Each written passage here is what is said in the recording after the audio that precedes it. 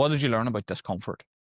Well, discomfort pays rewards. I think more and more we're encouraged to avoid discomfort when, in fact, if you allow it to, travel takes away all the comforts behind which you hide. You can be on the other side of the world and you can take a nice, expensive, air conditioned bus to tourist attractions, or you can just take a cheap bus that the local people take to places that aren't tourist attractions but are full of interesting things. And so I think it's through discomfort that you live more as a pilgrim than as a consumer. So I think in Western society, it's pretty easy to see everything as a consumer experience.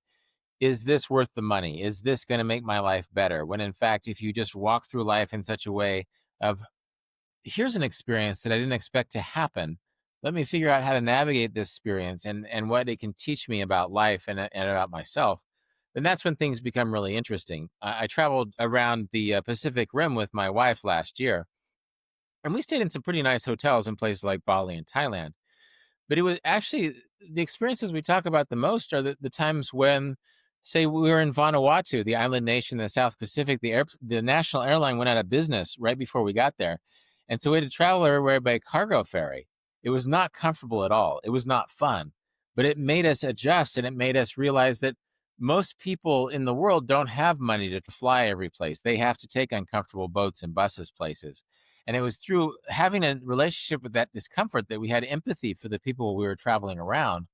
And it made us experience those ways. It made us find our own resources. And it made us realize that actually it's not that bad. It's not comfortable to sleep on the deck of a passenger boat and then try and find shelter when it rains, but life doesn't end. And in fact, that makes you taste the time wealth a little bit more. It's through the discomfort that you realize that, yeah, life is playing out in an interesting way and I'm not comfortable, but I can see all the stars in the sky because I'm away from all the lights of the cities. I'm out on the South Pacific, and there is treasure in being able to see the skies in a way I've never seen before and maybe never will see again, even as I'm having trouble sleeping and I'm lying in a pile of cigarettes and peanut shells. Did that make you appreciate the little things in life a little bit more?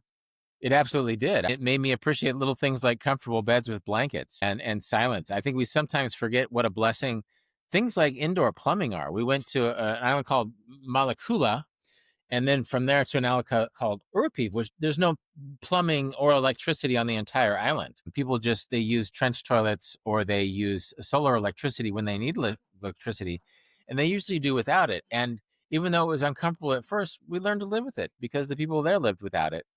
And it was so interesting how everybody there knew their neighbors, and kids were running all over the village unsupervised because everybody knew each other's kids. There weren't really any technologies to get in the way of them living a very traditional communal life. It was interesting. Just like after I traveled the world with no luggage, I don't travel the world with no luggage all the time, but it made me appreciate how easy it is to go without.